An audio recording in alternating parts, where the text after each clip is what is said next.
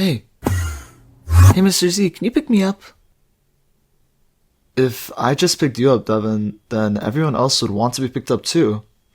Please, look, I have a cut.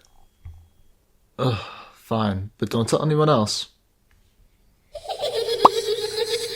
Wait! Working with kids. Sometimes it's easy, and sometimes it's hard. Okay, most times it's hard.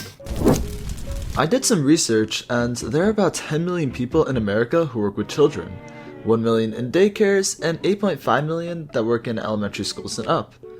So with 340 million people living in America and 10 million, that means about 1 in 34 Americans have worked with kids. Which also means 33 and 34 Americans have never worked with kids. Unleash the horse!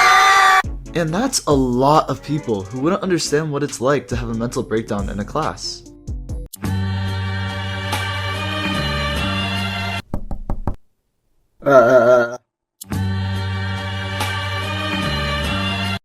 Or the real life equivalent of 100 men versus a gorilla, but it's really you versus 30 children.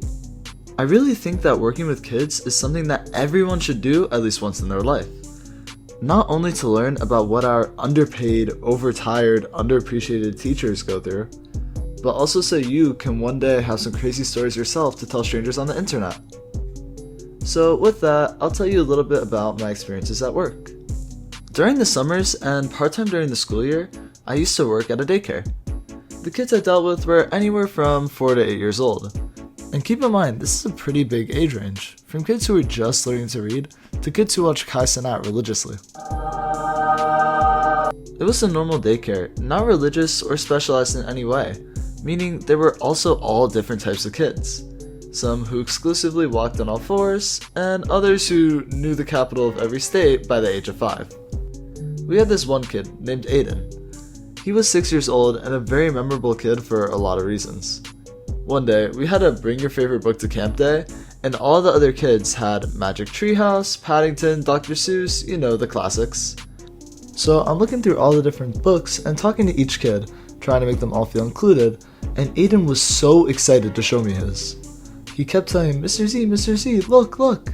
And finally I get to him and I turned around to see what he's showing me, and he's proudly holding his copy of I Survived 9/11. He also consistently made JJK references, which was bad for 2 reasons.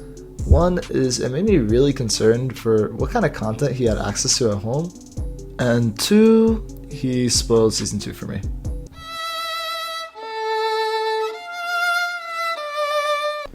Honestly, he was a pretty harmless kid though, besides making references that completely went over all the other kids' heads. But with his favorite book and show choice in mind, I just don't think it's best if he visits Japan anytime soon.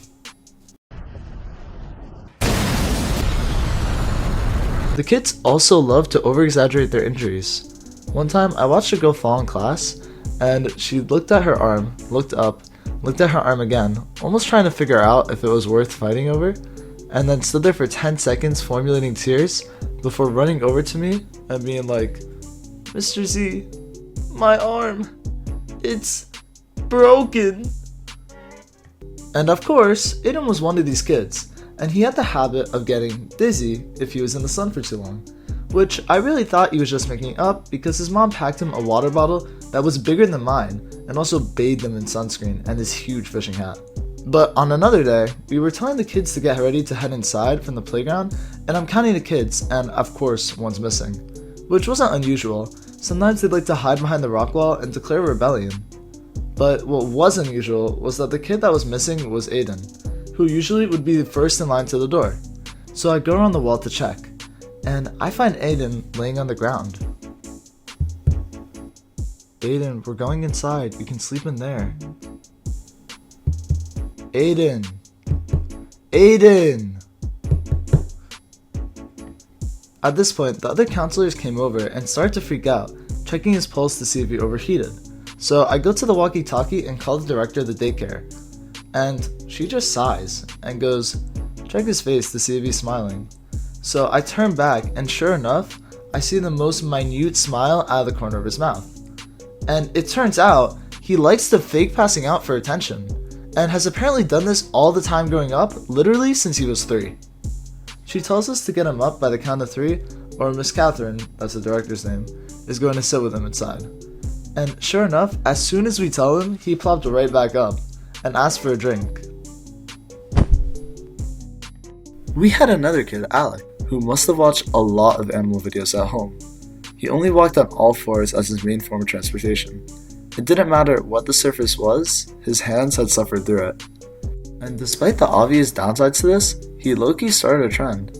As the summer went on, more and more kids joined him. What started with just Alec doing it grew to 3 kids after a couple weeks, and by the end of summer, almost a good half of the kids would be on the playground doing this. And I'm not even really sure how I'd describe it. It was sort of a mix between how you'd see gorillas walk, with their knuckles to the ground, and a baby crawling. Once the group grew to 5+, about halfway through camp, they started to pick one person during outside time to just sit around and stare at them.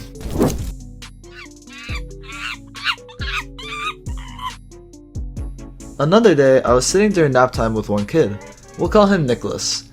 And Nicholas is what would be called developmentally delayed. He was about 5 and nonverbal, and at nap time he would sometimes wake up screaming if there was no one next to him.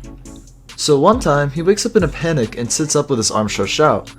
So I give him a hug, and about 10 seconds in, I start to feel something damp on my shirt. But Nicholas won't let go, and I know if I force him to, he'll start screaming and wake up all the other kids. So I take one for the team, and wait until about 5 minutes later when he's willing to let go. And I'm there praying that it's drool or he spilled water on his shirt. But when I look down, I see the inevitable soaking the entire front of my uniform. Yeah, he peed on me.